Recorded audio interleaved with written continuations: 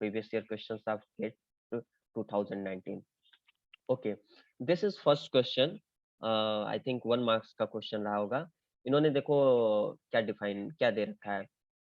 कहा है कि an जो हमारा है, ये हमारा an कोई सीक्वेंस है, ठीक? an सीक्वेंस है रियल नंबर्स की, such that summation of an square modulus of an square is less than infinity. मतलब summation of modulus an square जो है वो लेस देन इंफिनिटी फाइनाइट है, समेशन ऑफ। और इन्होंने पावर सीरीज का एक्चुअली क्वेश्चन फॉर्मेट किया है, इन्होंने बनाया है। इफ द रेडियस ऑफ, इन्होंने रेडियस ऑफ कन्वर्जेंस दे दिया, इसकी पावर सीरीज ही हो गई ना, an पे पावर x x पे पावर n। ये रेडियस ऑफ कन्वर्जेंस इन्होंने r दिया है। तो पूछा which of the following statements are necessary true. अच्छा, एग्जाम में एक चीज आप ध्यान रखना, जब भी क्वेश्चंस करोगे तो देखना वो ट्रू फॉल्स जब भी लिखते हैं तो क्या वाकई ट्रू फॉल्स लिखे हैं, वहां बहुत गलती होती है। कभी ट्रू के चक्कर में हम फॉल्स कर देते हैं, फॉल्स के चक्कर में ट्रू स्टेटमेंट ढूंढ लेते हैं। तो अब तो वो ट्रू और फॉल्स को बोल्ड में लिखते हैं, तो आप देखना कि ट्रू है कि फॉल्स पूछ रहा है। तो यहाँ ट्रू पूछ रहा है, तो which statements is necessary true, n sequence है। इन्होंने दिया है कि summation of modulus of n square is less than infinity, और ये चीज हमारा दिया रेडियस ऑफ कन्वर्जेंस इस पावर सीरीज की आर है, तो इस फॉलोइंग स्टेटमेंट। मतलब हमारे पास दो इन्फॉर्मेशन बेसिकली है कि radius of convergence power series की आर है, और ये इनका सम जो है मॉडुलस ऑफ एन स्क्वायर जो है वो फाइनाइट है। तो ये हमारे पास चार स्टेटमेंट है, r is greater than one, r is radius of convergence infinite, r is less than one, मतलब आर हमारा ये हो जाएगा, या फिर आर हमारा ये होगा। मतलब रेडियस ऑफ कन्वर्जेंस के बिहेवियर की बात की कि वो क्या होगा, वन से बड़ा या वन के इक्वल होगा, वन से छोटा हो गया, इनफाइनाइट होगा, या फिर ये इसके लिए फॉर्मूला बन जाएगा। ओके, देखते हैं। एक बेसिक कॉन्सेप्ट ये यहाँ यूज हो जाएगा, इसलिए हम ये करते हैं। Summation of one upon n square जो होता है, ये पाई स्क्वायर बाई सिक्स होता है। बड़ा अजीब सी बात लग रही होगी कि आप इसको ऐड कर रहे हो, पाई स्क्वायर बाई सिक्स कैसे आ रहा है। प्रूव करना, कई जगह से प्रूव हो जाता है, फोरियर सीरीज से भी प्रूव हो जाता है। मैं प्रूफ यहाँ अटैच नहीं कर पाया हूँ, अदरवाइज दिखाता। तो summation one by n square जो हमारा होगा, ये पाई स्क्वायर बाई सिक्स होगा। अभी इसका यूज पड़ेगा, इसलिए मैंने इसको लिख लिया है, ठीक। वही लिख सकता था, लेकिन हमने सॉल्व किया तो यूज पड़ा, तो इसलिए लिखा। अच्छा, ये हमारा ए एन एक्स पे पावर एन कोई पावर सीरीज है, तो around x is equal to zero. यदि x is equal to zero नहीं होता, x is equal to a के अराउंड होता, तो ये पावर सीरीज कुछ नहीं, a n x minus a to the power n हो जाती। बट यहाँ around x is equal to zero है, मतलब a n x to power N है। तो जो सीरीज होगी वो हमेशा पावर सीरीज जो होगी modulus of x is less than r के लिए कन्वर्ज करेगी। यदि less than sorry modulus of x is less than r के लिए कन्वर्ज करती है यदि वो सीरीज, तो ये हमारा आर जो होता है इसी को हम रेडियस ऑफ कन्वर्जेंस कह देते हैं, और इसके बाहर के लिए वो डाइवर्स करती है। तो रेडियस ऑफ कन्वर्जेंस निकालने के दो मेथड होते हैं। एक तो ये हो गया one by r is equal to limit N tending to infinity modulus of a N plus one upon a n, और दूसरा ये हो गया one upon r is equal to limit N tending to infinity modulus of a n power one by n. ठीक, ये हमारे पास दो concept हैं, दो निकालने के तरीके हैं हमारे पास। ओके, ये दो फार्मूले हैं। अब इसमें से देखेंगे कौन कहाँ कंपेटिबल होता है, उसको ऐसे यूज करते हैं। तो ये हमारा n x power n power series है, around x is equal to zero. तो ये modulus of x is less than के आर के लिए यदि कन्वर्ज कर रहा है, तो ये हम कहेंगे कि आर जो होगा उसका रेडियस ऑफ कन्वर्जेंस होगा, और ये हमारा फार्मूला हो गया रेडियस ऑफ कन्वर्जेंस। यहाँ ए एन जो है ये वन बाई, अच्छा हम a N is equal to one by n लेके चल रहे हैं, क्योंकि इन्होंने कुछ दिया तो है नहीं, जस्ट सीरीज की बात कर रहे हैं। तो चलो हमने a N is equal to one by n ले लिया, शायद ऑप्शन डिस्कार्ड करना होगा। जब ऑप्शन डिस्कार्ड करना रहता है तो कुछ सर्टेन एग्जांपल हम ढूंढ लेते हैं। तो n is equal to one by n हम लेके चल रहे हैं, तो ए एन जो हमारा हो गया सीक्वेंस ऑफ रियल नंबर है, ये तो क्लियर है। और यहाँ modulus of a n square, अब देखो ये फाइनाइट चेक करना था ना, मतलब कंडीशन तो होल्ड करनी ही चाहिए। तो a N is equal to हमने एक सीरीज सीक्वेंस कंसीडर की वन बाई एन, और इसका modulus one by n square क्या आ गया, ये पाई स्क्वायर बाई सिक्स आ गया, लेस देन इन्फिनिटी। तो ये यूज हो रहा था, इसलिए मैंने इसको यहाँ मेंशन कर लिया था पहले। कोई और आप भी सीक्वेंस कोई और चूज कर सकते हैं, उसके लिए कोई और टर्मिनोलॉजी यूज होगी, लेकिन उसका मॉडुलस ऑफ एन स्क्वायर का जो सम निकालेंगे वो फाइनाइट होना चाहिए, ऐसे सीक्वेंस आपको चूज करना है। तो हमने एक सीक्वेंस वन बाई एन ली, जिसका यदि मॉडुलस करके एन स्क्वायर उसका सम निकालो तो फाइनाइट आ रहा है, तो ये सीक्वेंस है। अच्छा, अब इसका हम रेडियस ऑफ कन्वर्जेंस निकालते हैं। तो ये वन अपन एन एक्स पे पावर एन टाइप की सीरीज है, इसका रेडियस ऑफ कन्वर्जेंस मान लो आर है, तो आर क्या हो जाएगा, limit N tending to infinity, ये फॉर्मूला उल्टा हो जाएगा, न्यूमरेटर डिनोमिनेटर एक्सचेंज हो जाएंगे बाद आपस में, वन बाई आर हम कर रहे हैं, तो ये हमारा ये फॉर्मूला हो गया। तो अब कुछ नहीं है, अप्लाई करो।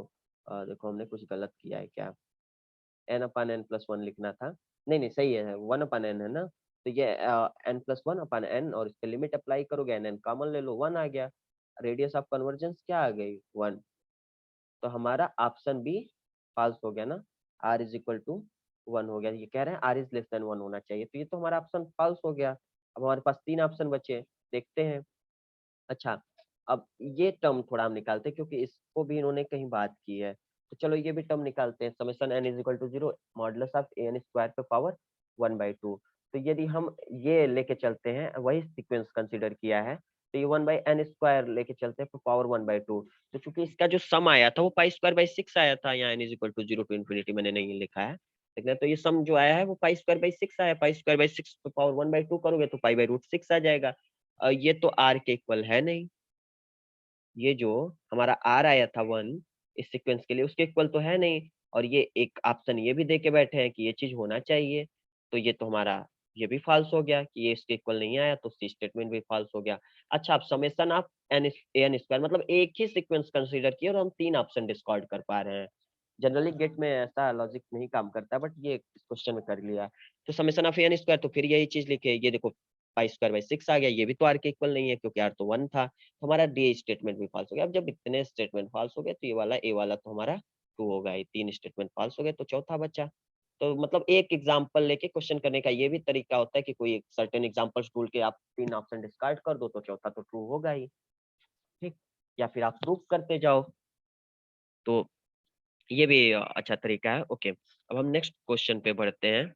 ये जो देखो ये भी बेसिकली जैम स्टैंडर्ड का ही क्वेश्चन है। यहाँ इन्होंने डाल दिया था लिमिट निकलवा रहे थे, जैसे पिछले क्वेश्चन में लास्ट पिछले सेशन में लास्ट क्वेश्चन आया था लिमिट फाइंड करवाए थे, वैसे इसमें भी हम लिमिट निकालेंगे। ये मतलब इस बार 2021 में बस लिमिट का क्वेश्चन नहीं आया, तो मोस्ट प्रोबेबली 2022 में आ सकता है। ऐसे ही बेसिकली एक फंक्शन दे देते हैं, सीक्वेंस उन्होंने डिफाइन कर दिया यूएन करके, और उसकी हमें लिमिट निकालनी होती है। तो यहाँ देखो यूएन जो इन्होंने दे रखा है n factorial upon 1 into 3 into 5 up to 2 into 2n-1, और ये n belonging to natural number दिया है।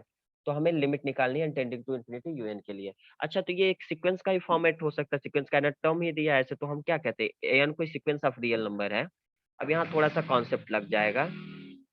तो ये एन कोई सीक्वेंस ऑफ रियल नंबर है, सच दैट कैसी है, यदि limit N tending to infinity n plus one upon n L आ रही है, या फिर limit N tending to infinity n पे पावर 1/n एल आ रहा है। तो यदि ये L जो है यदि लेस देन 1 हो जाए, तो ये हमारा जो होता है limit n tending to infinity n is equal to 0। ये बहुत बढ़िया रिजल्ट है, इसका प्रूफ देखना रियल एनालिसिस की किसी बुक में मिल जाएगा, एसके महापास सविता अरोरा जो भी आप बुक ढूंढोगे, क्योंकि an sequence of real number है सच दैट कुछ ऐसा है, either limit n tending to infinity an plus 1 upon an is equal to l, और limit n tending to infinity an to the power 1/n is equal to l, और then limit n tending to infinity an 0 हो जाता है whenever l is less than 1। L is greater than और equal to 1 के लिए नहीं बात करते हैं। तो ये चीज लिमिट एंड टेंडिंग टू मतलब कितना बढ़िया रिजल्ट है। कोई आपके पास सीक्वेंस है, यदि n प्लस 1 अपन एन आप निकालते हो उसकी लिमिट, और वो 1 से छोटी आ जा रही है, या इसकी लिमिट 1 से छोटी आ जा रही है, तो उसका nth टर्म का जो लिमिट होगा वो 0 होगा। Okay fine, we will use this concept. तो यूएन हमारा यहाँ सीक्वेंस ऑफ रियल नंबर हो गया, हमने सपोज किया, जिसका nth टर्म हमारा ये दिया हुआ है, तो nth टर्म भी हमारे पास है। अब हम limit N tending to infinity u n plus one upon u n निकाल लें, तो ये क्या हो जाएगा, n plus one factorial upon this. ठीक, और ये यूएन हमारा क्या आ जाएगा, ये आ जाएगा। तो ये हमने अप्लाई किया जब दोनों, तो ये हमारे पास क्या आ जाएगा, इसमें कुछ कैंसिल हो जा रहा है ना, 1 3 5 अप टू 2n-1 कैंसिल हो गए, और इसमें एन फैक्टोरियल तक के टर्म कैंसिल हो जाएंगे, तो मतलब n+1 अपन 2n+1 बचा है, एन टेंडिंग टू इन्फिनिटी। अच्छा, अब हम n दोनों साइड से कॉमन ले लेंगे, तो n दोनों साइड से हमने जैसे कॉमन ले लिया, तो ये क्या बच रहा है, और n कैंसिल हो जाएगा, और हम 1+1/n अपन 2+1/n बचा, टेन टेंडिंग टू इन्फिनिटी जैसे अप्लाई करोगे 1/2 आ जाएगा, और 1/2 क्या है, 1 से छोटा है, तो ये limit N tending to infinity u n is equal to 0 आ गया इस इस थ्योरम से। तो ये बेसिकली आपका 1 मार्क्स का क्वेश्चन रहा होगा, कुछ नहीं करना था, बस एक छोटा सा थ्योरम अप्लाई करना था और आपका आंसर 0 आ गया, न्यूमेरिकल आंसर टाइप, आपको तुरंत 1 मार्क्स मिल सकते हैं। Then it is very basic question, पिछला क्वेश्चन भी था वो भी 1 मार्क्स का ही रहा होगा, जो 2020 में पूछा था लिमिट का। तो ऐसे छोटे छोटे क्वेश्चंस भी आपके मार्क्स इंप्रूव कर सकते हैं, मार्क्स इंप्रूव होगी तो रैंक तो इंप्रूव होगी। Okay, we are discussing next question. ये क्वेश्चन भी अच्छा है। इसमें बेसिक एक बहुत अच्छा रिजल्ट लगता है, जो कि गेट हमेशा या तो वेक्टर कैलकुलस में उस रिजल्ट का यूज करा देता है अक्सर तो। उसमें 1/2 आया है, << 1 आया है, हम्म। तो आंसर 0 लिखेंगे हाँ देखो, यहाँ। वही तो बोले कि ये थियरम देखो ध्यान से ना, ये बहुत अच्छी थियरम है। ओके ओके, L इज हाँ लेस देन 1 देन हाँ, AN when is ever l 10। Is less okay then one, okay, l is greater than और इक्वल टू वन 0 के हो लिए बात जाएगा। नहीं होल्ड करती है।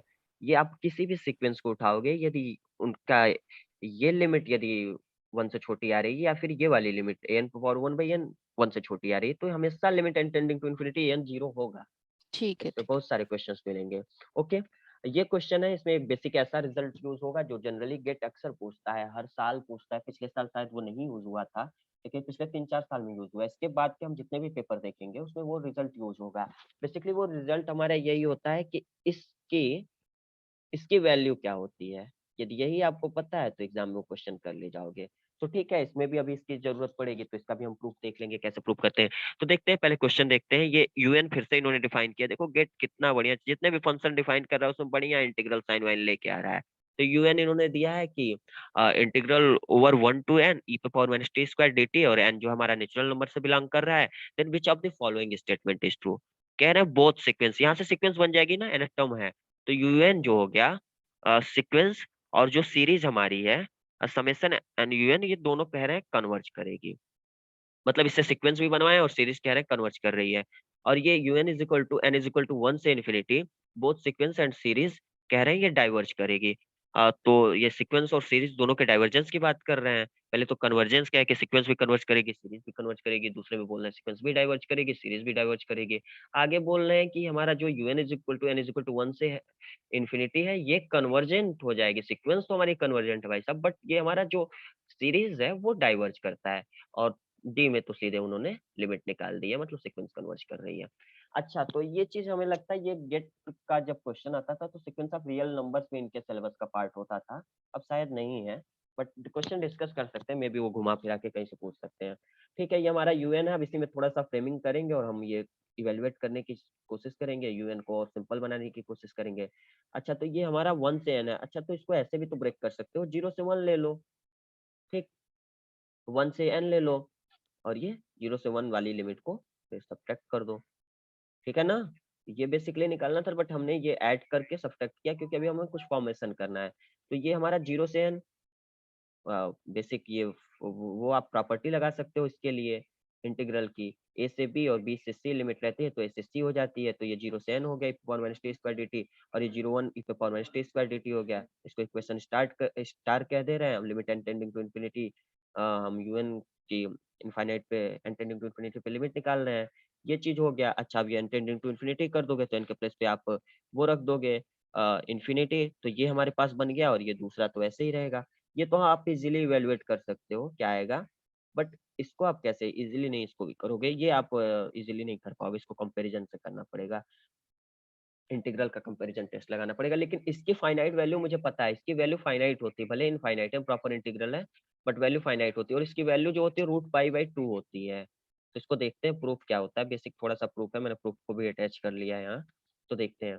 जैसे ये हमारा एक रिजल्ट है कि यदि जीरो से इन्फिनिटी पे power minus x square plus Y square d x और डीएक्स डी वाई है डबल इंटीग्रल, तो चेंजिंग टू पोलर कोऑर्डिनेट्स में चेंज करके हम ये चीज शो कर सकते हैं कि इसका जो इंटीग्रल होता है वो पाई बाई फोर होता है। ठीक, इस चीज का। और फर्दर हम शो कर सकते हैं कि ई पे power minus x square d x जो होता है ये रूट पाई बाई टू होता है। और ई पे पावर माइनस, ये इसको नहीं अटैच किया है इस प्रूफ में, ये भी चीज होती है। तो ये चीज हम शो कर सकते हैं। मतलब यही हमें बेसिकली अभी पिछले क्वेश्चन के लिए हमें जो क्वेश्चन डिस्कस कर रहे हैं उसमें ये चीज प्रूव करनी है। तो चलो देखते हैं। यहाँ लिमिट क्या दिया है, x is equal to zero to infinity, y is equal to zero to infinity, तो लिमिट ये है। और हम पोलर कोऑर्डिनेट्स में चेंज करने के लिए x is equal to are cos theta, Y is equal to are sine theta करेंगे। कन्वर्जन से भी क्वेश्चन सॉल्व किया जाता है पोलर कोऑर्डिनेट्स में। तो dx dy are d are d theta हो जाएगा। कल भी एक क्वेश्चन मिला था। तो ये जो हमारा पूरा वो है वो चेंज हो जाएगा ना। ये हमारा हो जाएगा जीरो से pi by two limit very करेगी, ये यहाँ से यहाँ तक वेरी कर रही है। और r is equal to zero से इन्फिनिटी, आर जो हमारा ये है, ये जीरो से यहाँ से शुरू हो रहा है इनफाइनाइट तक जा रहा है। तो ये हमारा वेरिएबल हो गया। ये x y square plus Y square क्या हो जाएगा, आर स्क्वायर हो जाएगा। तो ई पे power minus r square r d theta. अच्छा, ये ई पे पावर माइनस आर स्क्वायर ये हमने थीटा के रिस्पेक्ट में डिफरेंट वो इंटीग्रेट कर दिया, तो पाई बाई टू आ गया। और ई पे power minus r square r d r बचा। अच्छा, आर स्क्वायर को टी लेट कर लो, तो ये क्या हो जाएगा, आर स्क्वायर को टी रिलेट किया, फिर ये डिफरेंशिएट किया, 2r dr is equal to d t. As r is equal to zero है तो टी जीरो हो जाएगा, और as r is equal to infinity है तो टी इन्फिनिटी हो जाएगा। लिमिट भी तो चेंज करते हैं, तो वो लिमिट वही t is equal to zero to infinity है, और ये 1/2 इधर आ जाएगा तो पाई/4 हो जाएगा, 0 से इन्फिनिटी पे power minus T D t हो जाएगा। अच्छा आगे देखते हैं क्या होता है। अब इसको आप बस वही इंटीग्रेट कर दो, इंटीग्रेट करने पे आपको पाई/4 आ गया। तो यही तो प्रूव करना था, ये चीज हमने प्रूव कर लिया बेसिक पोलर डबल इंटीग्रल के लिए, पोलर कोऑर्डिनेट में चेंज करके प्रूव किया। अच्छा अब तो तुम्हें प्रूव करना है कि ई पे power minus x square d x की लिमिट जो इंटीग्रल जो होता है वो 0 से इन्फिनिटी रूट पाई/2 होता है। तो इसे प्रूव करने के लिए क्या करोगे, इसके लिए आप ये लेके चले 0 टू इन्फिनिटी, यही जो हमारे पास रिजल्ट अभी जस्ट मैंने प्रूव किया, आपने प्रूव किया देखा, तो उसी को हम लेके चलेंगे और इसी में सर्टेन कुछ फॉर्मेशन करेंगे और फैसिनेट वे में हम कुछ कैलकुलेशंस करेंगे और हम वो चीज पा जाएंगे। ओके, 0 से इन्फिनिटी, अब ई पे पावर माइनस एक्स स्क्वायर, इसको ब्रेक कर सकते हो, ई पे power minus y square d x d हो गया।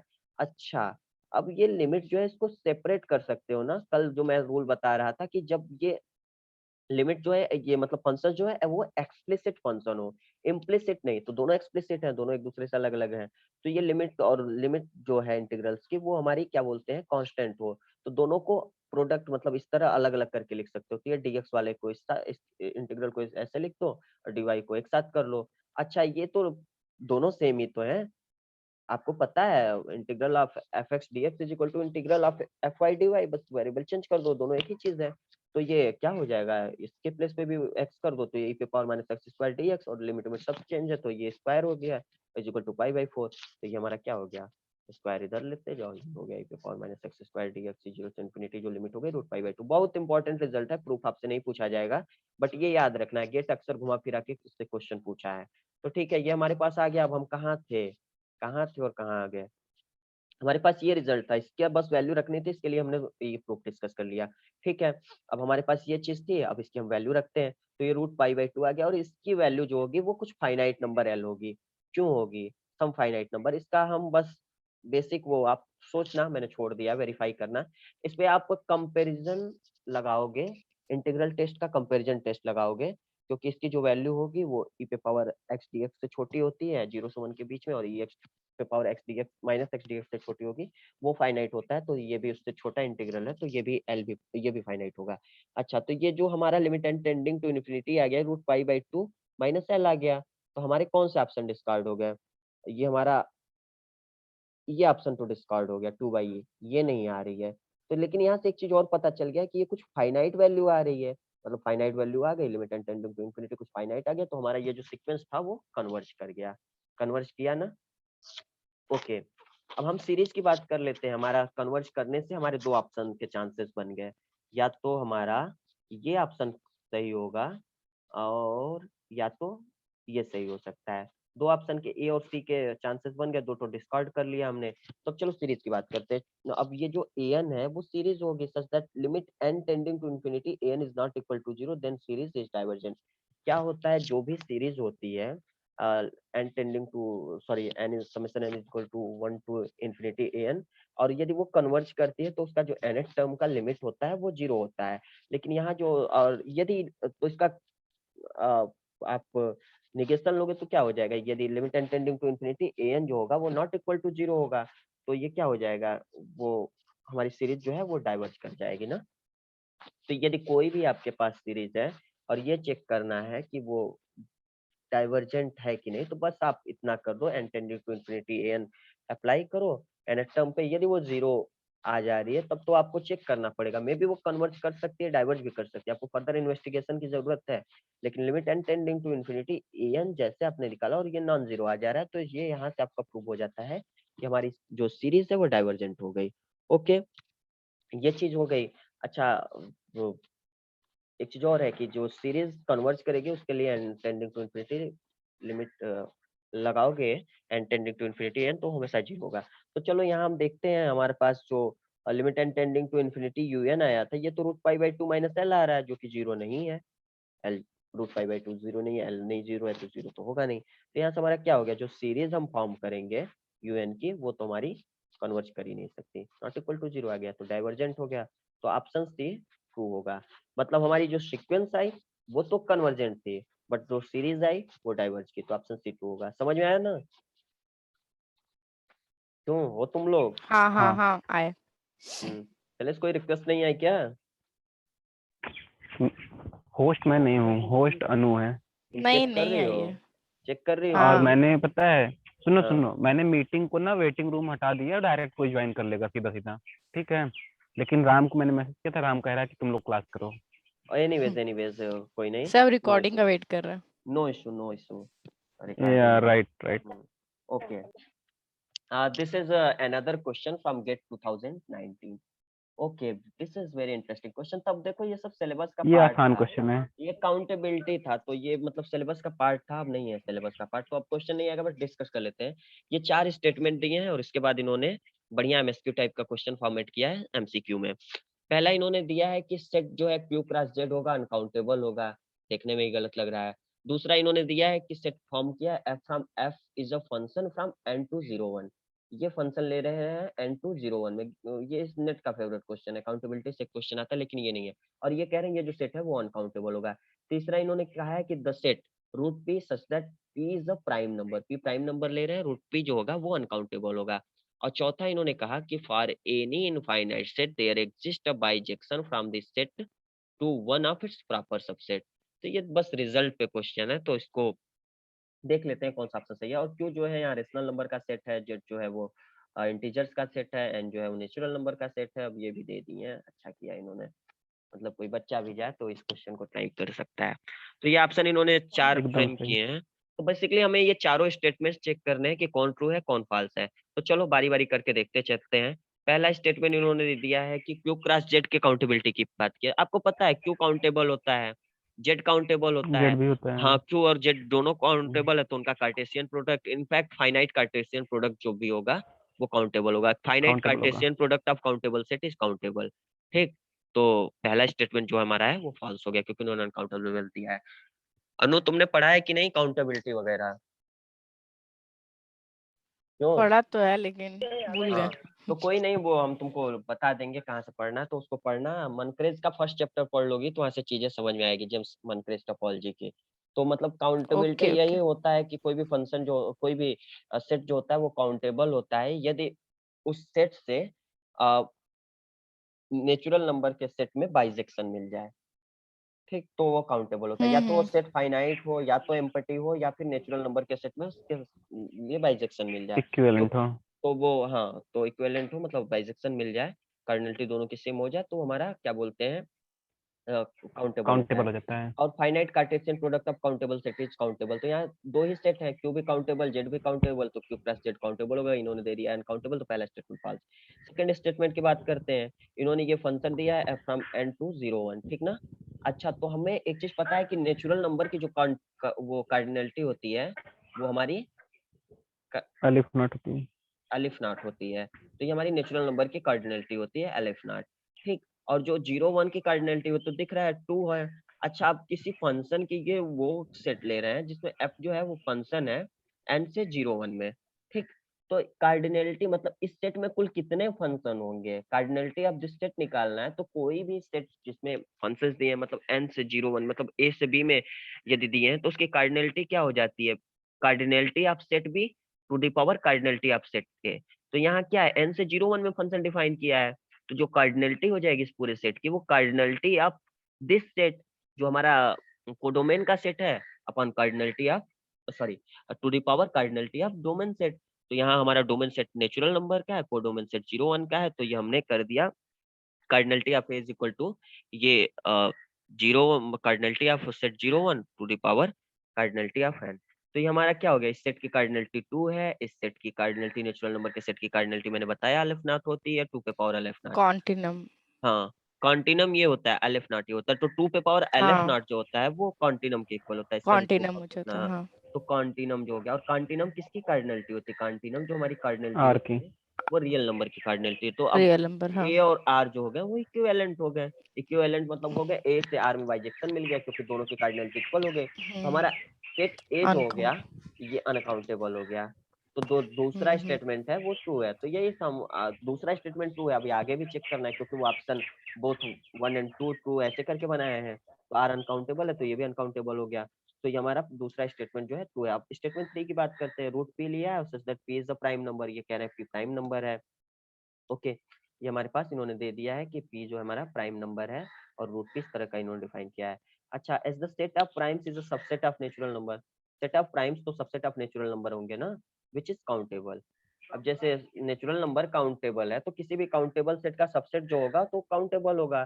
तो ये मतलब हमारा जो किसी भी काउंटेबल सेट का सबसेट काउंटेबल होगा, तो ये P is a prime number. अब रूट पी लो, भले ये रेशनल टाइप का दिख रहा है, लेकिन रेशनल होने से आप इसको नहीं बोल दोगे कि ये अनकाउंटेबल हो जाएगा, क्योंकि अनकाउंटेबल हो निकले हुए जाएगा। जितने भी प्राइम नंबर्स हैं उन्हीं से ये बन रहा है। अब जब तुम प्राइम नंबर्स का सेट जो काउंटेबल है, क्योंकि प्राइम नंबर का सेट जो होता है वो नेचुरल नंबर का सबसेट होता है, नेचुरल नंबर का सबसेट सेट ही जब काउंटेबल है तो प्राइम नंबर का सेट जो होगा वो उसका सबसेट है तो वो काउंटेबल हो जाएगा। तो उससे कोई भी सेट बना रहे हो तो काउंटेबल होगा ही, तो काउंटेबल हो गया। तो ये हमारा पी इज काउंटेबल। अल्टरनेटिवली आपको प्रूव करना हो तो ऐसे आप एन से पी में एक मैप डिफाइन करते हैं। अब देखो इसको हम बता रहे हैं कैसे ये प्रूव करना है। एन से पी में मैप डिफाइन कर रहे हैं, दोनों की कार्डिनलिटी इक्वल दिखा देंगे। तो एन से पी जो हमारा सेट है वो ऐसे मैप हमने डिफाइन किया कि नेचुरल नंबर कोई उठा रहे हो तो अंडर रूट पी एन पे मैप कर जा रहा है। पी एन इज एन एथ प्राइम। मतलब मान लो 1 लिया तो ये किस पे मैप कर जाएगा, 2 1 पहला प्राइम क्या होता है उस पे मैप कर जाएगा। 2 लिया तो 2 दूसरे प्राइम का अंडर रूट 2 पे मैप कर जाएगा। तो ये ऐसे मतलब अंडर रूट 3 पे मैप कर जाएगा। तो ये हम क्लियरली हम देख रहे हैं कि ये 1 1 और ऑन 2 है। बेसिकली आप देख रहे हो सारे मतलब सारे प्राइम्स के लिए एक नेचुरल नंबर मिल जाता है, सारे अंडर रूट प्राइम्स के लिए एक नेचुरल नंबर मिल जाता है। और 1 1 भी है कि मतलब दो सेम नहीं हो सकते, इमेजेस दोनों की सेम नहीं हो सकती किसी नंबर के लिए। तो यहाँ से आपको पता चल गया है 1 1 ऑन 2 हो गया, मतलब एन और पी जो है इक्विवेलेंट है, दोनों के बीच में बाइजेक्शन है। तो cardinality of p is equal to cardinality of n, जो कि एलएफ नॉट हो जाएगी। तो पी जो हो गया काउंटेबल सेट हो गया। अल्टरनेटिवली आप इस तरह भी प्रूव कर सकते हैं, अदरवाइज ये आपने 2 लाइन का रिजल्ट देके वो प्रूव कर लिया। तो हमारा जो स्टेटमेंट 3 है वो फॉल्स हो गया क्योंकि उन्होंने दिया था अनकाउंटेबल है। अच्छा, जो चौथा स्टेटमेंट दिया है, कह रहे हैं कि for any infinite set there exist a bijection from this set to one of its proper subset. मतलब कोई इनफाइनाइट सेट ले रहे हो तो आपको एक 1 1 ऑन 2 मैपिंग मिल जाएगी इस सेट से इसके प्रॉपर सबसेट पे। अब ये बात कैसे सही होती है ये भी देख लेते हैं, सही है कि गलत है। तो अब इसके लिए हम क्या करेंगे, हमने ये लिया कि टी, ये हम एक वो सबसेट सेट ले ले रहे हैं। ये इनफाइनाइट सेट ले लिया, ठीक ना। A0 A1 A2 dot dot dot कर दिया, मतलब इनफाइनाइट है। इसका एक हमने प्रॉपर सबसेट ले लिया, ये भी इनफाइनाइट हो सकता है।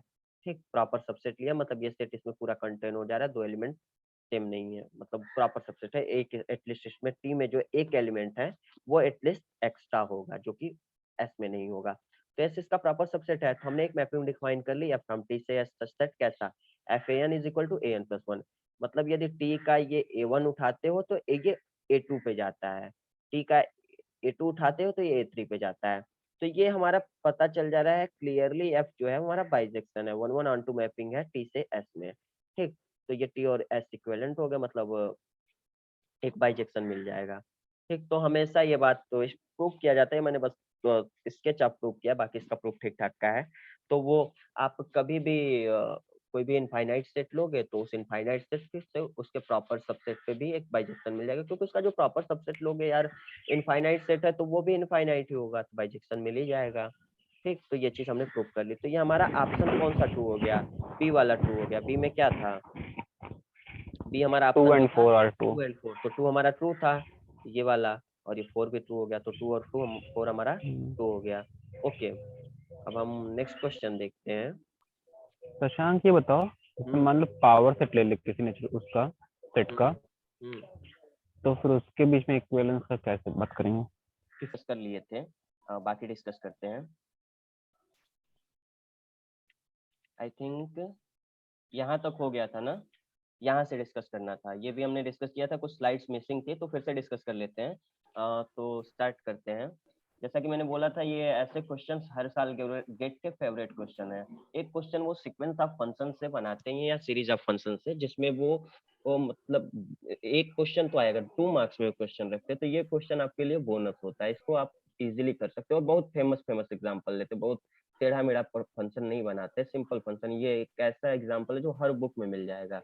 इन्होंने दे रखा है कि सीक्वेंस कंसीडर की है, gn एक सीक्वेंस है फंक्शंस की, ये भी मेंशन कर दिया है, gn x is equal to x upon 1 plus nx square where x belonging to r and n belonging to natural numbers and gn prime x is the derivative of gn x का derivative ले लिया है x के respect में और इन्होंने पूछा है कि कौन कौन से स्टेटमेंट ट्रू है मतलब gn और gn प्राइम x पे सीक्वेंसेस पे इन्होंने 4 स्टेटमेंट दिए हैं और पूछ रहे हैं कौन कौन सा सही है। तो पहला स्टेटमेंट है कि gn does not converge uniformly on r। दूसरा है कि gn प्राइम की जो सीक्वेंस है वो कन्वर्ज तो करती है uniformly on any closed interval which does not contain 1। एक कंडीशन और दी है कि gn प्राइम की जो सीक्वेंस है वो हमारी यूनिफॉर्मली कन्वर्ज कर जाती है किसी भी क्लोज्ड इंटरवल पे जो कि 1 को कंटेन नहीं करता है। तीसरा ऑप्शन है कि gn प्राइम की जो सीक्वेंस है वो पॉइंट वाइज कन्वर्ज करती है किस कंटीन्यूअस फंक्शन पे r में। और चौथा ऑप्शन जो दिया है उन्होंने कहा gn प्राइम की जो सीक्वेंस है वो यूनिफॉर्मली कन्वर्ज करती है किसी भी क्लोज्ड इंटरवल पे जो कि 0 को नहीं कंटेन करता। एक तो कहा कि 1 को नहीं कंटेन करता उस पे कन्वर्ज करती है और एक कहती है कि 0 पे नहीं कन्वर्ज करता उस पे कंटेन कर रही है कोई क्लोज्ड इंटरवल में। ओके, हम देखते हैं कैसे प्रोसीड करेंगे। सबको पता है सीक्वेंस ऑफ, मैंने जैसे पहले ही डिस्कस किया है कि सीक्वेंस ऑफ फंक्शन के लिए हम mn टेस्ट यूज करते हैं और सीरीज ऑफ फंक्शंस के लिए हम वीयरस्ट्रैस mn टेस्ट यूज करते हैं। तो अब यहाँ देखते हैं कि हम सीक्वेंस ऑफ फंक्शंस दिया है। रितेश म्यूट कर लेना अपने आप को। अच्छा कर लिया, ओके फाइन। तो यहाँ हमारे पास सीक्वेंस है तो हम केवल mn टेस्ट के थ्रू जाएंगे। तो पहले तो हम देख लेते हैं कि पॉइंट वाइज कन्वर्जेंस क्या होता है। तो डी कोई हमारे पास, एक सेकेंड, डी कोई हमारे पास सबसेट है आर का और fn कोई सीक्वेंस ऑफ फंक्शंस है जो कि डी पे डिफाइंड है। ओके, डी हमारे पास सीक्वेंस है और fn कोई सीक्वेंस ऑफ फंक्शंस है जो कि डी पे डिफाइंड है। तो हम कहेंगे कि fn जो है वो f किसी फंक्शन f पे पॉइंट वाइज कन्वर्ज करेगा on D on that domain if limit n tending to infinity fnx exist कर रही है और ये जो लिमिट है वो उस फंक्शन के इक्वल है एंड टेंडिंग टू इंफिनिटी पे inside on the whole domain. ठीक, तो ये हमारा पॉइंट वाइज कन्वर्जेंस चेक करने का तरीका हो गया, डेफिनेशन हो गई। और mn टेस्ट क्या होता है? mn टेस्ट बेसिकली होता है कि fn कोई हमारी सीक्वेंस ऑफ फंक्शंस है जो कि certain domain certain subset of r पे डिफाइंड है। तो हम कहते हैं और यदि fnx पॉइंट वाइज कन्वर्ज कर रहा है किसी फंक्शन fx पे ऑन दैट डोमेन और यदि supremum of modulus of fn x minus fx on that domain ये mn के इक्वल है तो हम कहेंगे fn x जो हमारी सीक्वेंस है वो यूनिफॉर्मली कन्वर्ज कर जाएगी उसी फंक्शन पे जिसपे पॉइंट वाइज कन्वर्ज कर रही थी on that domain if and only if जो हमारा mn आया है वो 0 पे टेंड कर जाए as n tending to infinity. ये हमारा mn टेस्ट हो गया, कई बार यूज किए हैं, वैसे मैंने यहाँ मेंशन कर दिया है, हर साल एक क्वेश्चन आता है तो ये तो आपको ध्यान रखना है, बस इसी से हो जाता है। और बाकी यहाँ सीरीज की बात नहीं करनी है लेकिन खैर हम भी देख सकते हैं विस्टास mn टेस्ट क्या होता है। Weierstrass mn test series of functions की बात करता है। इसमें क्या करते हैं, कोई सर्टेन सबसेट ऑफ आर पे यदि function series of functions define है तो हम उसका मॉडुलस ले लेते हैं टर्म फंक्शन का और यदि ये लेस देन और equal to certain real number की सीक्वेंस mn से यदि छोटी आ जाती है या इक्वल आ जाता है इनसाइड दैट डोमेन तो हम कहते हैं कि fnx सीरीज जो हमारी है वो यूनिफॉर्मली कन्वर्ज कर जाएगी और एब्सोल्युटली भी करेगी ऑन दैट डोमेन डी या डी कर लेना यदि हमारा जो series of real number mn मिल रहा है वो कन्वर्जेंट हो जाए। तो हमें तो खैर यहाँ mn टेस्ट यूज करना है बट ये आगे यूज हो जाएगा कहीं किसी क्वेश्चन में तो हमने इसको भी मेंशन कर लिया है। ओके, देखते हैं, ये हमारी फंक्शन दिया हुआ है gn x nx टर्म जो दिया है x अपन 1 प्लस nx स्क्वायर पूरे x बिलोंगिंग टू r के लिए डिफाइंड है, स्पष्ट तौर पे दिख रहा है। तो सबसे पहले हम पॉइंट वाइज कन्वर्जेंस चेक करेंगे। Limit n tending to infinity gn x apply किया, n टेंडिंग टू इंफिनिटी आप जैसे इस फंक्शन पे अप्लाई करोगे आपको दिख रहा है n जो है वो डिनोमिनेटर में है, ये 0 दे देगा इनसाइड दैट अनहोल रियल नंबर। ओके, तो हमारा जो gn x है वो 0 फंक्शन पे कन्वर्ज कर गया as n tending to infinity. तो हमारा gn x जो है वो पॉइंट वाइज कन्वर्जेंट है r पे। ओके, अब हमारे पास रेसिपी बन रही है mn टेस्ट की तो हम mn टेस्ट यूज कर सकते हैं।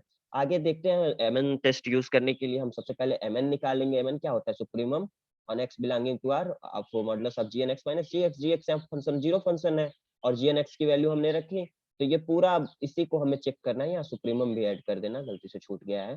तो हमें सुप्रीमम मैक्सिमम वैल्यू जो gn x की होगी उसी पॉइंट पे मतलब x की जो मैक्सिमम x जो पॉइंट ऑफ मैक्सिमा होगा उसी पे इसकी सुप्रीमम एग्जिस्ट करेगी। तो सिंगल वेरिएबल का मैक्सिमम मिनिमा चेक करने का हमारे पास तरीका है, G N prime X is equal to 0 हो जाएगा, फिर डबल डेरिवेटिव टेस्ट लगाएंगे। यहाँ हमने चेक किया तो ये 1 minus N X square upon 1 plus N X square का स्क्वायर हो गया।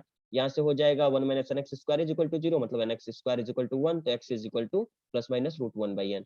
अच्छा, अब जब इसको चेक करोगे तो आप पाओगे 1 बाई रूट एन जो है पॉइंट ऑफ मैक्सिमा है। वेरीफाई कर लेना सेकंड डेरिवेटिव टेस्ट लगा के, माइनस 1 बाई रूट एन नहीं होगा तो x is equal to 1 by root N जो आएगा वो पॉइंट ऑफ मैक्सिमा मिल जाएगा। तो mn निकालते हैं। अब mn निकालने के लिए क्या करेंगे, x अपन 1 प्लस एन एक्स स्क्वायर जो है वहाँ 1 बाई रूट एन रख देंगे x के प्लेस पे। सुप्रीमम निकालना है तो ये हम रख दिए और ये हम देखेंगे यहाँ से कैंसिल हो जाएगा, finally 1 by two root n आ जाएगा। तो limit N tending to infinity apply किया, जैसे 1 बाई टू रूट एन किया, ये एन डिनोमिनेटर में, ये 0 आ जाएगा। ओके, तो हमारा यहाँ से mn जो है वो 0 आ गया और ये fnx gnx जो था वो 0 फंक्शन पे कन्वर्ज कर रहा था। तो ये हमारा हो गया gnx भी हमारा जो होगा वो यूनिफॉर्मली कन्वर्जेंट हो जाएगा 0 फंक्शन पे और ऑन दैट आर।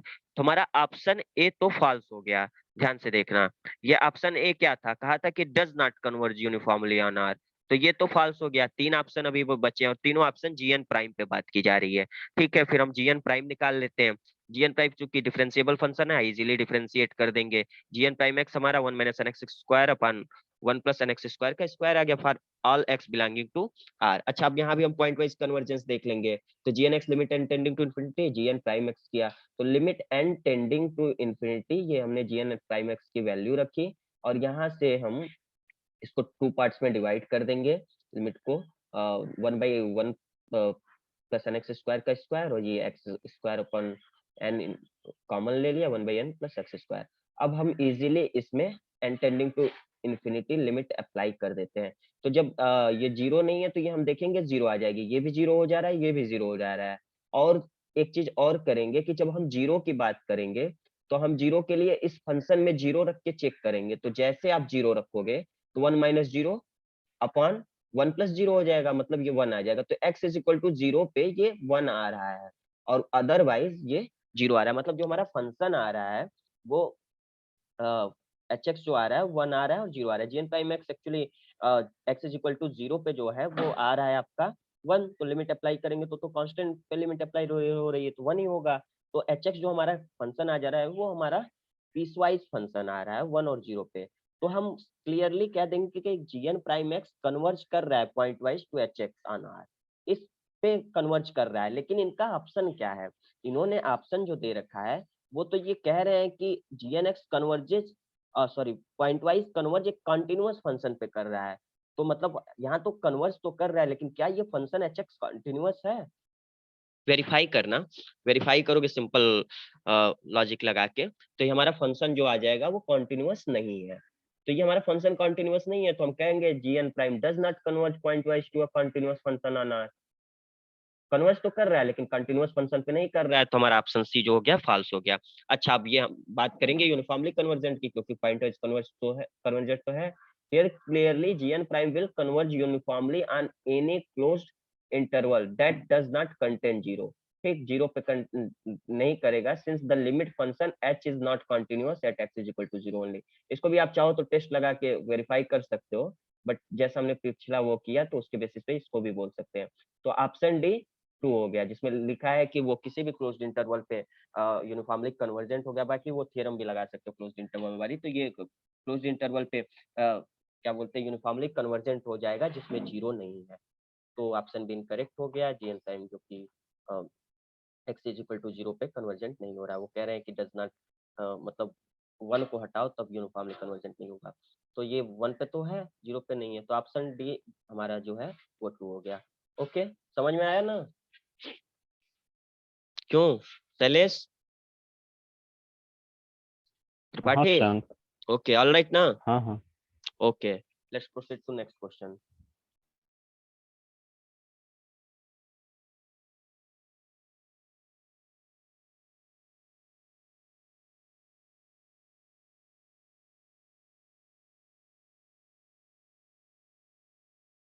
ओके,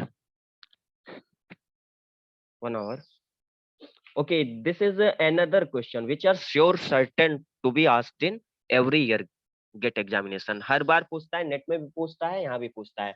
क्या होता है, टू वेरिएबल का ये फंक्शन ले लेते हैं, फिर उसके पार्शियल डेरिवेटिव्स की बात करते हैं, कंटिन्यूटी की बात करते हैं, डिफरेंशियबिलिटी की बात करते हैं, समटाइम्स डायरेक्शनल डेरिवेटिव की बात करते हैं। ओके, हम क्वेश्चन देखते हैं, हर साल आया, इस बार भी आया था और इस बार भी आएगा। एफ फ्रॉम आर टू से आर इन्होंने फंक्शन डिफाइन कर रखा है कि F x Y is equal to X square plus Y square into sine one upon X square plus Y square when it is not origin. Origin के अलावा हर point पे ये फंक्शन है और ओरिजिन पे हमारा फंक्शन 0 है, ठीक। तो X square plus Y square sine one upon X square plus Y square if X Y is not equal to 0, 0 and this one otherwise 0। तो हमारे पास कुछ फॉलोइंग स्टेटमेंट्स इन्होंने दे रखे हैं, उसके बेसिस पे हम चेक करेंगे कि कौन कौन से स्टेटमेंट ट्रू हैं, क्योंकि ये इसमें दे रखे हैं कि कौन कौन सा ट्रू है, तो चारों के हम को चेक करेंगे कौन कौन से स्टेटमेंट ट्रू है। अब देखो ये कायदे से एमसीक्यू क्वेश्चन है, बट बनाए हम एसक्यू टाइप का ही है, चारों हमें वेरीफाई करना है, अदरवाइज ये चारों ऑप्शन दे देते हैं, हम एमएसक्यू चूज करते हैं कि 1 2 3 कौन सा सही है। पहला statement the partial derivative del f over del x del f over del y exist at 0 0 but are unbounded in any neighborhood of 0 0। मतलब पार्शियल डेरिवेटिव हम निकालेंगे, फिर उसके बाउंडेडनेस की वो चेक करेंगे। अच्छा क्वेश्चन फ्रेम किया है। दूसरा कह रहे हैं f is continuous but not differentiable at 0 0। f तो continuous है बट डिफरेंशिएबल नहीं है। तीसरा भी ऑप्शन वही बना है कि f is not continuous at 0 0, f is differentiable at 0 0। मतलब ये क्वेश्चन है, आपको तीन चीजों की रिक्वायरमेंट पड़ेगी, एक पार्शियल डेरिवेटिव कैसे निकालते हैं, एक कंटिन्यूटी कैसे चेक करते हैं सर्टेन पॉइंट पे, और एक डिफरेंशिएबिलिटी कैसे चेक करते हैं। तो सब हमने डिस्कस किया था, दो क्वेश्चन पहले भी किए हैं, तो इसमें भी एक तरीके से देख लेते हैं।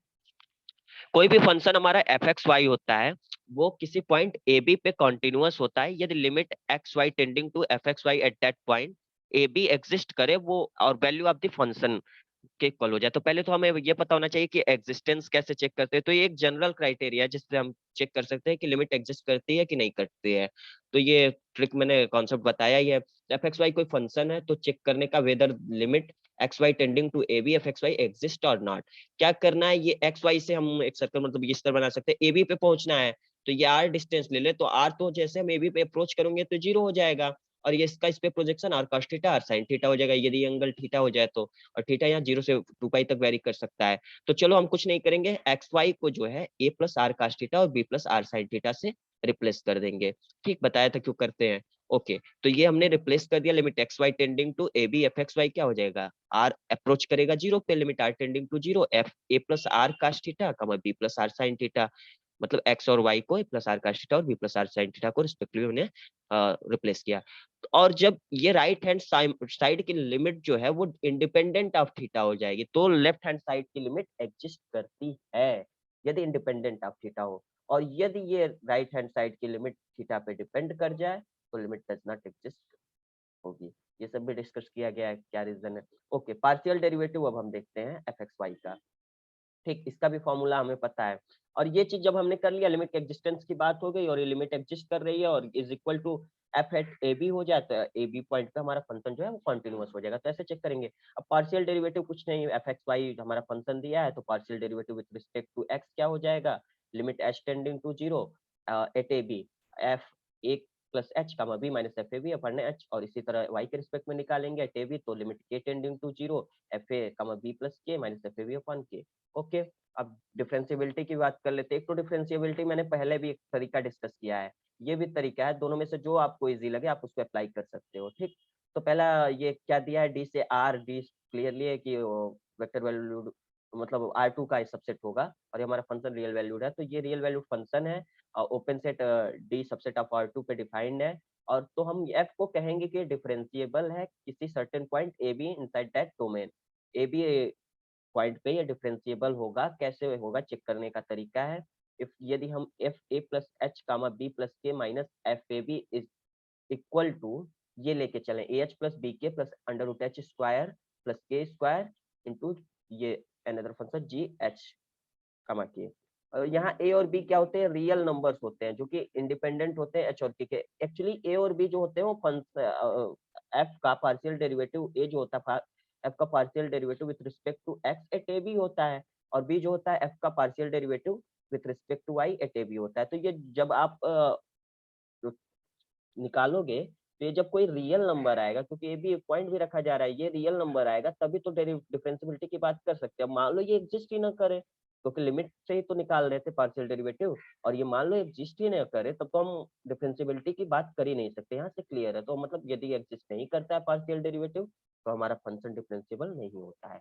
लेकिन डिफरेंशिएबल होगा, अच्छा ओके, तो ये हमारा पार्शियल डेरिवेटिव एग्जिस्ट नहीं करता है, तो हमारा फंक्शन डिफरेंशिएबल नहीं होगा। तो अब आगे क्या करेंगे, जी जो हमारा है वो जो वहाँ जी एच के यूज हो रहा है, ये रियल वैल्यूड फंक्शन है, और इसकी बात कर लेते हैं कि लिमिट एच के लिमिट एच के टेंडिंग टू ए बी होगा, नहीं 0 0, जी एच के यदि हमारा 0 हो जाए तब ये कहते हैं पूरा डिफरेंशिएबल होगा। मतलब स्टेप्स के तौर पे देखा जाए तो एफ को डिफरेंशिएबल कहेंगे ए बी पे। पहले तो हम ये चीज लिखेंगे, सबसे पहले तो ए और बी निकालेंगे। यदि ए बी दोनों एग्जिस्ट करते हैं, कोई फाइनाइट कोई रियल नंबर आते हैं, तो इसमें ऐसे पुट करेंगे।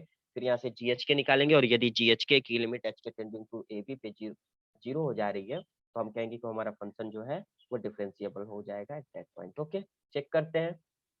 पहले पार्शियल डेरिवेटिव ही निकालते हैं, क्योंकि पहले ऑप्शन में पार्शियल डेरिवेटिव की बात की गई है कि 0 0 पे एग्जिस्ट करता है और अनबाउंडेड है। तो ये हमारा फंक्शन दिया हुआ है, ठीक है, फंक्शन देख लिया, एक बार अच्छे से देख लो, x square plus Y square sine 1 by x square plus Y square. Okay, तो हम पार्शियल डेरिवेटिव निकालते हैं एक्स के रिस्पेक्ट में 0 0 पॉइंट पे। डेफिनेशन लगाया h tending to 0, f h 0 plus h का 0 जगह f h 0 minus f 0 0 upon h apply करो।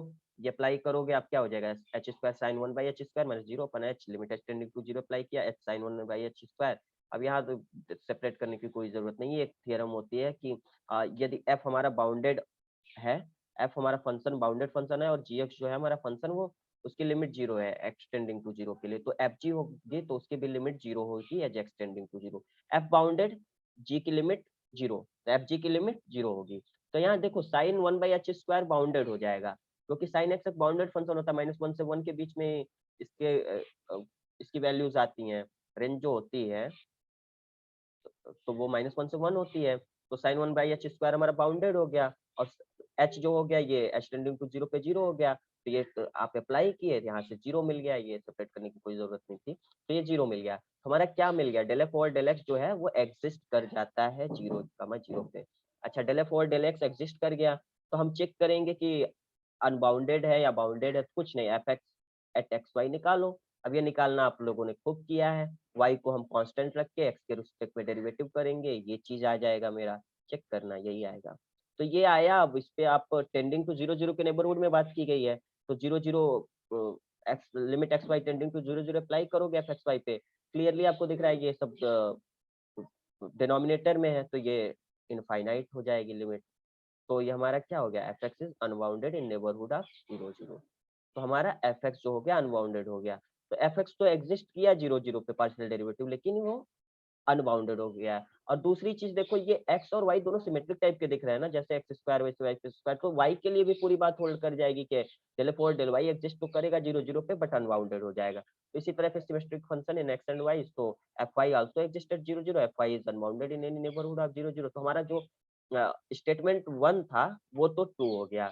तो सी और डी फॉल्स हो गया। सी और डी कैसे फॉल्स हो गए, क्योंकि सी और डी इन्होंने दिया है कि 4 ओनली 3 ओनली, तो ये 1 वाला तो ट्रू है, तो 1 और 1 जो जिसमें है तो वो तो सही होगा। तो हमारे दो ऑप्शन डिस्कार्ड हो गए, ए और बी हमारे ट्रू हो सकते हैं, बट अभी पॉसिबिलिटी है और भी चेक करेंगे। तो कंटिन्यूटी भी चेक करनी है, डिफरेंशिएबिलिटी भी चेक करनी है। तो कंटिन्यूटी एफ एक्स वाई की चेक करनी है, तो वही देखेंगे कि limit x Y tending to 0 0 पे चेक करनी है। 0 0 F x Y is equal to F value of the function at 0 0, मतलब 0 के इक्वल आ जाए, तो value of the function at 0 0 0 दिया है। Okay, we are running out of time. कोई नहीं, हम एक दूसरी मीटिंग क्रिएट करेंगे, मे बी 10 मिनट्स में मीटिंग एंड हो जाए, तो हम फिर से दूसरी मीटिंग क्रिएट करके तुरंत लिंक भेज दूंगा। ये शशांक $15 खर्चा करने को बोल रहा है ये होस्ट को।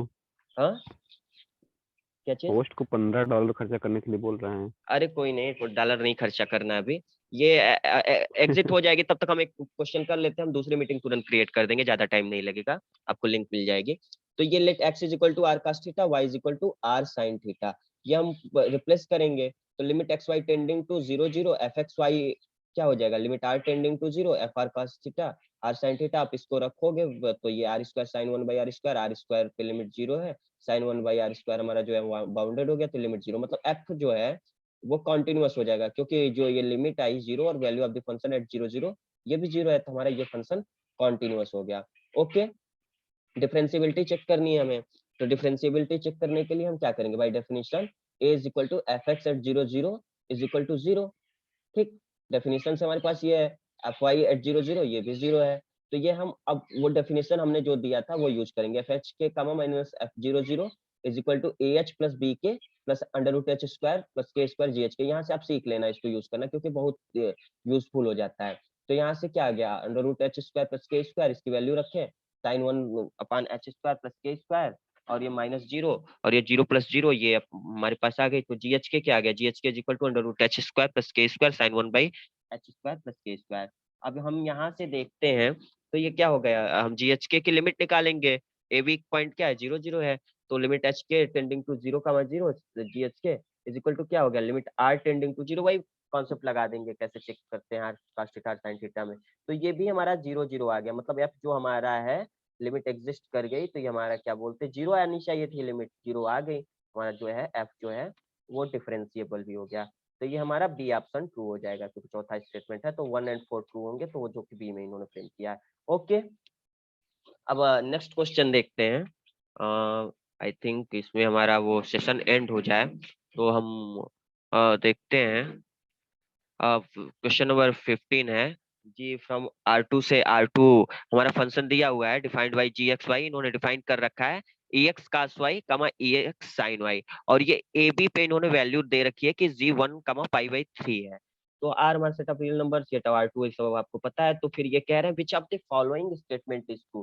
पहला कह रहे हैं जी इंजेक्टिव होगा, दूसरा कह रहे हैं कि ये हमारा एच जो है वो कॉन्टिन्यूअस इनवर्स ऑफ जी हो, defined in some neighbourhood of a b के नेबरहुड में डिफाइन कर रहे हैं, such that h a B जो है 1 कमा पाई बाई 3 है। ठीक, then the Jacobian of h at A b is square, ये बात इन्होंने की है। और दूसरा यही कह रहे हैं कि एच हमारा कंटिन्यूअस इनवर्स ऑफ जी है और defined in some neighbourhood of a b belonging to R2 है, such that h a B जो है वो 1 कमा पाई बाई 3 है, तो हमारा जैकोबियन एच पे होगा, तो ए b is e to power -2। और ये जी के surjectiveness की बात की गई, मतलब ये जो फंक्शन है इंजेक्टिव है surjective है, ये चेक करना है R2 में फंक्शन कैसे चेक करते हैं, अभी हम ये भी सीख जाएंगे। और आगे ये ए बी पे वैल्यू दिए हैं और एच को कंटिन्यूअस इनवर्स बोल रहे हैं, तो इन दैट केस उसके जैकोबियन की बात किए हैं, ए बी पे क्या होगा। बढ़िया क्वेश्चन फ्रेम किया है, देखते हैं कैसे सॉल्व करना है। तो ओके, हम प्रोसीड करते हैं। पहले तो हमारा फंक्शन जो दिया है उसको मैंने लिख लिया, x cos y comma x sine y. अब इसको हमें चेक करना है वन वन है कि नहीं चेक करना है।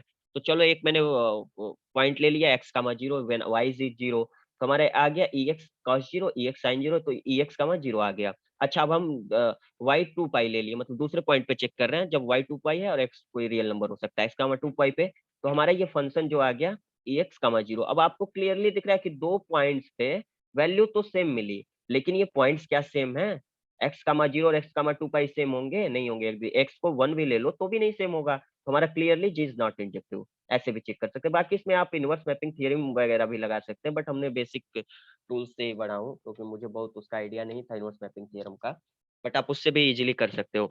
तो ये 0 0, अब हम इसके surjectiveness की बात करेंगे। अच्छा, 0 0 तो R2 में बिलोंग कर रहा है, लेकिन कोई एक्स वाई R2 में ऐसा नहीं मिलेगा जिसके लिए g x Y is equal to 0 0 हो जाए, या वेरीफाई करना, since cos y and sin y can never be 0 simultaneously. लिख दिया रीजन, क्या वेरीफाई करोगे आप, cos y और sin y साइमल्टेनियसली 0 नहीं हो सकते, और ex is not equal to 0 for any x belonging to R, तो इसलिए ये हमारा जी एक्स वाई कभी 0 0 नहीं मिलेगा। तो मतलब एक पॉइंट तो R2 का छूट गया, मतलब ये कोडोमेन रेंज के इक्वल नहीं हो सकती, तो हमारा सॉरी मतलब इसकी वो इमेज नहीं मिल रही, तो ये क्या हो गया हमारा प्रोजेक्टिव नहीं होगा। ओके, इंजेक्टिवनेस और प्रोजेक्टिवनेस हमने चेक कर ली, दो ऑप्शन डिस्कार्ड हो गए। अब आगे देखते हैं कि ये हम जैकोबियन की बात करते हैं। अच्छा, किसी भी फंक्शन वेक्टर फंक्शन है h x y f x y comma g x y, तो इसका जैकोबियन एच का फंक्शन का जैकोबियन क्या होगा, del F over del x, del F over del y, del g over del x, del g और del Y का ये जो डिटर्मिनेंट लेते हो यही होता है। तो चूंकि ए बी यहाँ इन्होंने दे रखा है जी 1 कामा पाई बाई 3, तो यहाँ पे आप निकालोगे ए बी की वैल्यू की कभी जरूरत पड़ेगी, क्योंकि ए बी पे जैकोबियन निकालना है। तो ए बी क्या आ गया E/2 कामा, मतलब ये आप एक्स के जी के एक्स के प्लेस पे 1 रखें, वाई के प्लेस पे पाई बाई 3 रखें, तो ये आ गया e पे power 1 cos pi by 3 e पे पावर 1 sin पाई बाई 3, तो e by 2 comma root 3 e by 2 ये हमारे पास आ गया। अब हमें h फाइंड करना है ना, h जो कि कॉन्टिन्यूअस इनवर्स है g का, ये हमें फाइंड करना है। तो देखो हम कैसे प्रोसीड करेंगे, थोड़ा आप यहाँ इम्प्लिसिट इनवर्स मैपिंग थ्योरम वगैरह लग सकती थी, बट आई थिंक मैं उसको नहीं अच्छे से यूज कर पा रहा हूँ। बट एक दूसरा कॉन्सेप्ट जो मैंने यूज किया था वो ऐसे आप कर सकते हो कि जी एक्स वाई जो हमारा है, कॉम्प्लेक्स एनालिसिस में थोड़ा जाएंगे हम यहाँ से, बेसिक कॉम्प्लेक्स एनालिसिस। तो जी एक्स वाई ये हमारा है ई एक्स कास वाई कामा ई एक्स साइन वाई है। तो अच्छा, आप ई एक्स यदि कॉमन ले रहे हो तो e x cos Y sign Y, और आपको ये पता है कि ये जो कास वाई और साइन वाई है ये हमारे किसके, मतलब कास वाई जो है वो रियल पार्ट हो गया ई पे पावर आई वाई का, और साइन वाई जो हो गया वो इमेजिनरी पार्ट हो गया ई पे पावर आई वाई का, क्योंकि ई पे पावर आई वाई को हम लिख सकते हैं cos y plus i sine y में। तो real part cos y, imaginary part sine y. तो जी जेड हमारा जो फंक्शन हो जाएगा वो ई पे पावर एक्स ई पे पावर आई वाई लिख सकते हैं यहाँ से ना, इसको जी जेड के फॉर्म में लिखे ई पे पावर एक्स ई पे पावर आई वाई, मतलब एक्स प्लस आई वाई मतलब जी जेड जो आ गया ई पे पावर जेड। और सबको पता है ई पे पावर जेड का इनवर्स जो होता है वो एल एन जेड होता है, लॉग बेसिस जेड। तो ये तो हमें पता ही है, तो मतलब हमें इनवर्स भी मिल गया। तो यहाँ से हम यदि एच जेड को हम इनवर्स कंसीडर करें तो एच जेड जो होगा वो एल एन जेड होगा, जो कि इनवर्स हो जाएगा जी जेड का। क्लियरली है कि कॉन्टिन्यूअस है, ठीक।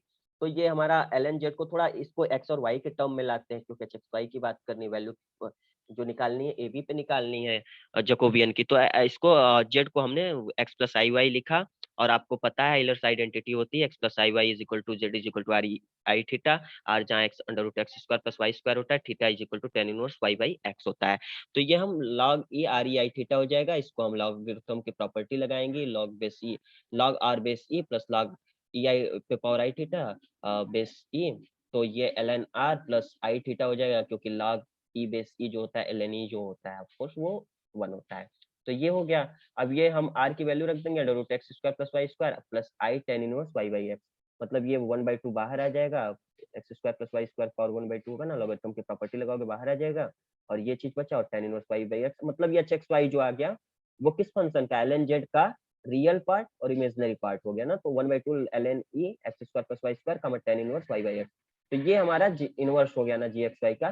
कुछ नहीं, अब इसका जकोबियन निकालना है, थोड़ा जल्दी जल्दी करते हैं, 1.5 मिनट की वो क्लास बची है तो ये वाली। तो ये जकोबियन आप एच निकालो, डेल ओवर डेल एक्स, ये आप पहला फंक्शन ले लिए, पहला फंक्शन क्या है ये है, और दूसरा फंक्शन करेंगे डेल ओवर डेल वाई पहला फंक्शन, और ये del over del x second function, और del over del y second function. Basic आप पार्शियल डेरिवेटिव निकालोगे, ये चीज आ जाएगी, पार्शियल डेरिवेटिव निकालना, तब पार्शियल डेरिवेटिव निकालोगे आप यहाँ तक पहुंचोगे, फिर इसको आप डिटर्मिनेंट को सॉल्व करोगे, ये आ जाएगा आपके पास x square upon x square plus Y square का square plus Y square upon, ये आ गया 1 upon x square plus Y square. Okay, next हम देखते हैं। अब ये हम Jacobian at point A b निकाल देंगे, क्योंकि जकोबियन तो है हमारे पास, तो Jacobian of h at point A b की वैल्यू क्या आई थी, e/2 कमा रूट 3 e/2। तो इसको अप्लाई करेंगे, और ये 1 upon x square plus Y square है जकोबियन, तो इसी पे एक्स के प्लेस पे e/2 और वाई के प्लेस पे रूट 3/2 रखेंगे, तो ये हमारे पास आंसर आ जाएगा फाइनली 4/4 ई पावर स्क्वायर ई पावर -2। तो ये हमारा ऑप्शन सी जो है वो ट्रू हो जाएगा। ऑप्शन सी इन्होंने क्या दे रखा है, ऑप्शन सी इन्होंने दे रखा है कि जकोबियन ये ट्रू हो जाएगा। और ये आप चेक कर सकते हो, एच जो आया है एट ए बी पे 1,5/3 आएगा, तो ये भी आप चेक कर सकते हो, ये यहाँ आप वैल्यू पुट करके चेक कर सकते हो। तो उसको मैंने नहीं वेरीफाई। ओके,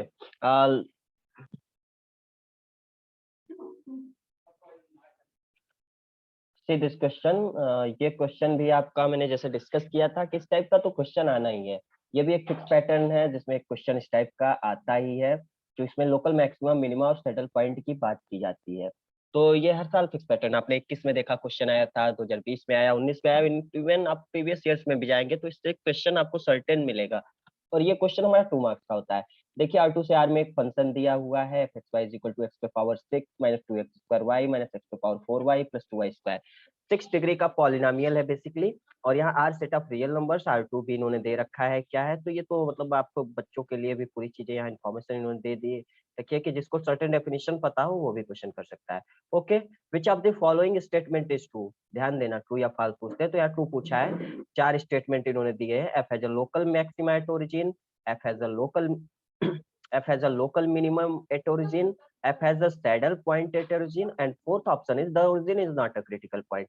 मतलब इन्होंने ओरिजिन की बात की है, केवल एक ही पॉइंट चेक करना है, क्योंकि 6 डिग्री का पॉलिनोमियल इसके पास 5 एफ एक्स और एफ वाई निकालोगे तो 5 रूट्स आएंगे, तो मतलब 5 पॉइंट्स आने चाहिए। बट यहाँ इन्होंने ओरिजिन के ही अराउंड बात की, या तो ओरिजिन क्रिटिकल पॉइंट नहीं है ये चेक करना, और यदि ओरिजिन क्रिटिकल पॉइंट मिल जाता है तो ये 3 ऑप्शन हमें चेक करने हैं कि लोकल मैक्सिमा होगा, मिनिमा होगा या सैडल पॉइंट होगा। Okay, let's see the solution. First of all, as we have discussed earlier, see this important note. f from R2 से R यदि कोई रियल वैल्यूड फंक्शन है, where f x y इस तरह का फंक्शन है 2 variables में, जो कि second order partial continuous second order partial derivative जिसका एग्जिस्ट करता है, which possess continuous second order partial derivatives, and we are taking RST in this manner, where partial derivative second partial derivative of f with respect to x at ab is r, और f xy at ab is equal to s। यहाँ f x y का sense ये है कि partial derivative of f with respect to x निकालेंगे, फिर Y, फिर eight ए b, और या फिर partial derivative of with respect to y निकालो, फिर एक्स के रिस्पेक्ट में उसको पार्शियली डिफरेंशिएट करो, तब भी वैल्यू यही आएगी, क्योंकि हमारा फंक्शन जो है वो कॉन्टिन्यूअस है। Okay, f y y at A b मतलब partial derivative of f with respect to y, second partial derivative of f with respect to y at a b is t है। तो अब हम तीन केस हमारे पास बनेंगे। एक तो r T minus S square is greater than 0 हो तो क्या होगा, r T minus S square is equal to 0 हो तो क्या होगा, r T minus S square is less than 0 हो तो क्या होगा। तो r T minus S square is greater than 0 होता है तो हमारे पास दो केस आते हैं। एक दो केस का डिस्कशन करते हैं कि what happens when r is greater than 0 and what happens when r is less than 0। तो जैसा आप सिंगल वैल्यूड फंक्शन के बारे में पढ़ते हैं तो सेकंड डेरिवेटिव जब निकालते हैं अब वो लेस देन 0 आता है तो हमारा पॉइंट जो होता है लोकल मैक्सिमा का होता है, और second derivative eight that point यदि लेस देन ग्रेटर देन 0 आता है तो लोकल मिनिमा का पॉइंट होता है। सेम इसी तरह इसमें यदि हम R T minus S square greater than 0 पाते हैं तो हम आर की बात करते हैं। आर क्या है, हमारा second order partial derivative with respect to x at that point A B. तो आर यदि ग्रेटर देन 0 होगा तो एफ के पास लोकल मिनिमा होगा एट पॉइंट ए बी, और इसी तरह यदि आर लेस देन 0 होगा और R T minus S square greater than 0 होगा तो फिर हमारे पास जो एफ के पास होगा वो लोकल मैक्सिमा होगा एट पॉइंट ए बी। अच्छा, एक और केस आता है सैडल पॉइंट का, when R T minus S square is less than 0, negative आ जाए R T minus S square तो एफ के पास न तो मैक्सिमा होगा न मिनिमा होगा, वो पॉइंट सैडल पॉइंट का होता है, जो कि हमने आपको डिस्कस किया। सैडल पॉइंट वो पॉइंट होते हैं जिसके नेबरहुड में फंक्शन मैक्सिमा मिनिमा दोनों अटेंड करता है। तो ए बी जो हमारा होगा सैडल पॉइंट होगा if R T minus S square is less than 0।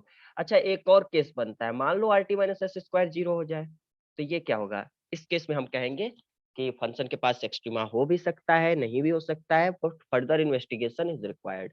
तो this is doubtful case which needs further investigation. तो यहाँ कुछ हमें और भी सर्टेन डेफिनेशंस या कॉन्सेप्ट्स यूज करके फंक्शन के बारे में चेक करना पड़ेगा। शायद ये क्वेश्चन उसी पे बेस्ड है जिसमें ये फोर्थ केस यूज होगा।